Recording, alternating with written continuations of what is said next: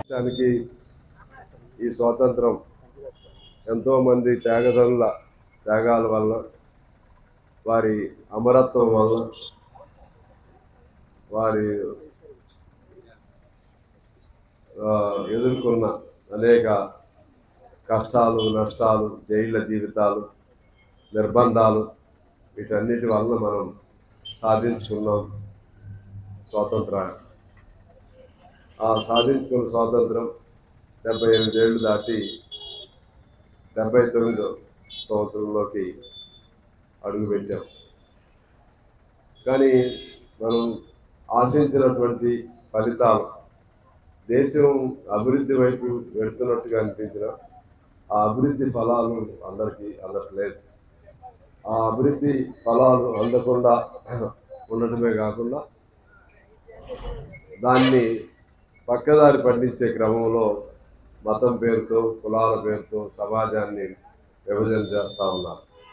ఈ క్రమంలో మనందరం ఐక్యంగా ఉండాలి. కులాలు, మతాలు అది మీ సొంత వ్యవహారంగా ఉండాలి.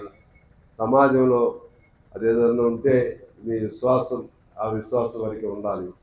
బయటకు వచ్చినప్పుడు అందరం ఒకటే, మనందరం ఇండియన్స్, మనందరం అన్నదమ్ములు, మనందరం ఒకే కుటుంబం అనే భావనతో, ఆ విధంగా దేశభక్తితో కూడినటువంటి ఆ ఉత్సాహంతో మనం ముందుకెళ్ళాలి. ఆనాడే ఈ దేశానికి మరింత మంచి జరుగుతుంది. ఇవాళ దేశంలో అసమానతలు, సంపద పెరిగిన కొద్దికి అసమానతలు పెరుగుతూ ఉన్నాయి. దేశ సంపద మొత్తం కూడా 10 మంది చేతుల్లో ఇవాళ ఉంది. 10% ప్రజల చేతుల్లోనే, పెద్ద పెద్ద రిచెస్ట్ పీపుల్ చేతుల్లో ఉంది.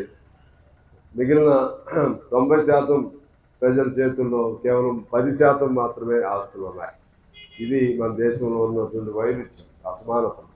వీటన్నిటిని మనం అర్థం చేసుకుని ఈ సమాజంలో ఈ మంచి మార్పు రావాలంటే ఒక కమ్యూనిస్టులు మాత్రమే దేశభక్తితో, కమ్యూనిస్టులు మాత్రమే, మిగిలిన వాళ్ళు దేశభక్తులు కావచ్చు, కానీ ఆ విధానాలని, ఈ అసమానతతో కూడిన విధానాలను ప్రశ్నించేటువంటి వాళ్ళు ఈ దేశంలో ఎవరు ఉన్నారంటే వాళ్ళు కమ్యూనిస్టులు, కమ్యూనిజం మాత్రమే. అందువలన ఇవాళ ఇక్కడ మీరందరూ మన పార్టీని పెంచుకోవాలి.